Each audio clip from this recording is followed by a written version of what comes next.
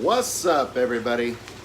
We got some more plants in, so I figured probably every Saturday we'll go through and talk about different plants that are in the fish room and best ones to keep. You know, we're going to go through the easy ones, the hard ones, really help you guys out, I hope. And anyway, let's turn this thing around. Enough of this ugly mug and take a look. Here we go. All right, so got a ton of new plants in, as you guys can see. So let's go through them. First of all, let's talk about this light.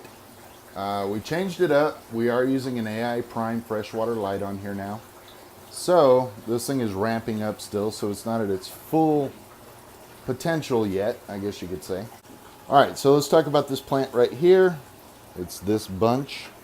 This is a microsword. These come in like, they're tiny individual strands. This one's buried in the substrate, so I don't really want to pull it out. But really easy plant to grow. Swords in general are pretty easy. So if you're looking for something to carpet the front of your tank, boom, that's the one. All right, so I did add some mystery snails in here, as you can see, just to help with the algae, that kind of stuff. We're going to talk about the Monte Carlo again. That's this guy right here. This one here requires CO2 and really good lights. Everything that needs a high light, I'm actually putting over here on this side to help out because, you know, I did center this. I got another huge bunch of Monte Carlo here. So the higher light plants, I'm sitting on this end, and then the lower light plants, I'm pulling this way. This one is one that I'm really excited to share with you all. This is a rhizome plant, as you can see right there. This is Bucephalandra green wavy. Obviously, it's called green wavy because it's got these wavy leaves. This is a slow-growing plant. This isn't something that'll explode quickly in your tank. But you can see, like, you know, we have new growth on here. Root structure. This is something that you want to tie to a piece of driftwood or, you know, a rock in your tank. These are a little bit pricey as they are still new to the hobby. You know, when I say new, I'd say probably within the last 4 or 5 years. It's not like, you know, an Amazon sword that's been around forever. So Bucephalandra green wavy, awesome, great plant. Easy to keep too. You don't need highlight on these, and they'll adjust to any light. No CO2 needed, none of that stuff. All right, so let's go on to the glossostigma. We talked about this one last week, and you can see we still have that dieback on it, but it is giving me new runners. We're getting new growth on this plant, so it is still adjusting to everything, the light, that kind of stuff. But this will adjust. It's, you know, you should probably run CO2 and a good light with this plant. And there you go, glossostigma. This is moderate to strong light, but I would say it's a strong light plant. Really needs it. And then we move over to the dwarf four-leaf clover. This is a strong light plant, it says here. Remember, we were growing this with a shop light, and you can see all the new runners that are coming off of here. Four-leaf clover is going to die back on you. You can see, like, all the tips of these are kind of browning. So don't worry, it's normal. It will adjust to the light and come back with all these new runners. This is a great carpeting plant, something that isn't very difficult to keep. You don't need CO2 on this. You just need, you know, a decent light for it. Moderate to strong. This says strong, but I've grown it with a moderate light, you know, a shop light.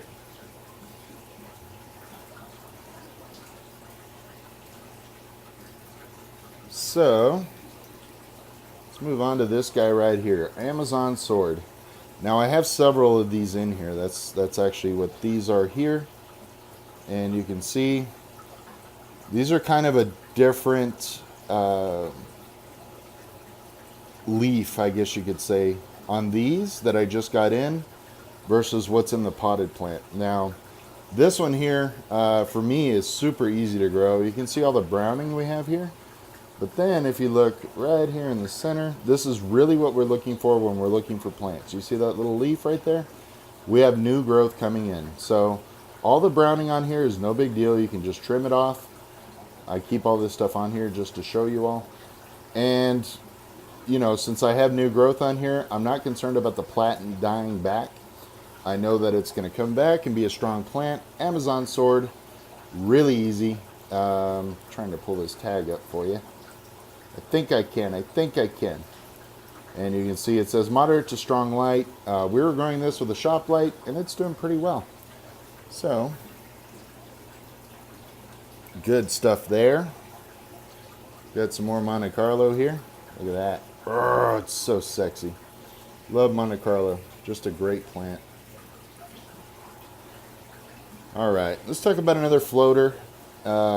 This is called frog bit. This is a pretty low to moderate light plant. What it does, you can see that little runner coming off right here. So this is actually cloning itself. It'll send off a runner like this, and it'll reproduce for you. Pretty easy to do. Alright, so frog bit, this is just going to float just like that right on top of your water, and you're good to go. So we got duckweed in this tank. Warning about duckweed. Every 24 hours, this plant doubles. So once you get duckweed in your tank, unless you have goldfish, it's extremely difficult to get out. So if you could avoid duckweed in your tank, you'll thank me later. Unless you got goldfish, they eat it like a lettuce. Pretty cool. These right here are Brazilian swords. Now this plant was, you know, just like this, and it completely died back. This one too, but you can see we have the new growth coming out, so we're not freaking out. We're not like, oh my gosh, my plant died. This plant will come back. Boom, just like that. All right, this is a crypt. This plant here is a crypt. You can see how they send it to me. They rubber band the bottom. We've got some new growth down there. It just comes with a root structure that they kind of cut off, and you can just take this and pop right into your substrate. And this crypt right here does well in all kinds of light. It's nothing too special. You don't need CO2. It's a pretty simple plant to grow. Easy stuff right there. All right, let's talk about Bucephalandra, one of my favorites. It's this one right here. So Bucephalandra, this is a simple plant to grow. There's not a whole lot to it. Low to moderate light. Moderate light is probably recommended. If you do low light, you're just not going to get a lot of growth out of it. But, you know, it does okay, not great. This is another Brazilian sword, and it's just like I showed you in the other ones over there, where we had all that dieback. Now this one is, you know, slowly coming back to us. All right, so let's talk about the broadleaf sedge. That's this guy right here. Broadleaf sedge, this one's going to send runners under the substrate. It grows to about that height, which is, I'm guessing, about 10 inches from the bottom to up here. Dwarf sedge is a really easy plant to grow, and so is the broadleaf sedge. It propagates easily. There's not a whole lot to it. Super easy plant. So if you're looking for something to kind of carpet the front, this is going to be considered a medium plant. It doesn't just grow up, you know, like an inch or two. This grows up 10 inches, and it'll kind of flow in your substrate, or with the flow of your tank. Beautiful plant. I don't have a lot of flow in this tank. All I run is just a little sponge filter there. Red Vallisneria. I love this plant. When you give this plant a lot of iron, it turns this beautiful red color. Super cool. I absolutely love this plant, and it came out of the substrate, so I'll show you. You got a nice root structure there. This will shoot out runners for you as well. You can see that one there. I don't know, it's probably about 13-14 inches long. This is a background plant, not something you want to plant in the front, or else you won't be able to see your tank. Easy to plant. Just take the roots, tuck them down in your substrate. This is a moderate light plant. You don't need a whole lot with it. So, really cool. Like it a lot. Super green stuff. This one here is called an octopus plant. Now, there's 3 of these in here, and these are a little bit pricey. This is going to be a moderate to strong light plant. But what's really cool about these is that when they flower, they hit the top of your water and then they flower. They make like an umbrella and beautiful plant when it hits the substrate. Or I'm sorry, hits the surface of the water. And as usual, I just have bunches and bunches of this bunch plant. I actually picked up some lead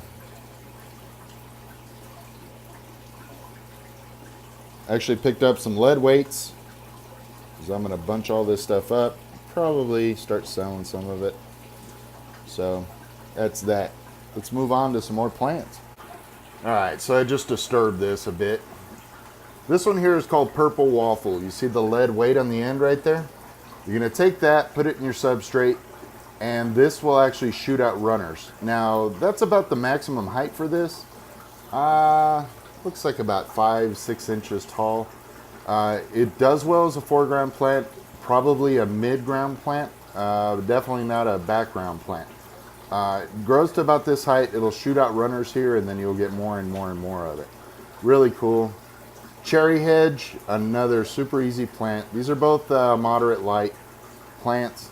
Cherry hedge is super easy. You don't need CO2 for either one of these. Easy stuff to grow. This one right here, which is the Rotala macandra.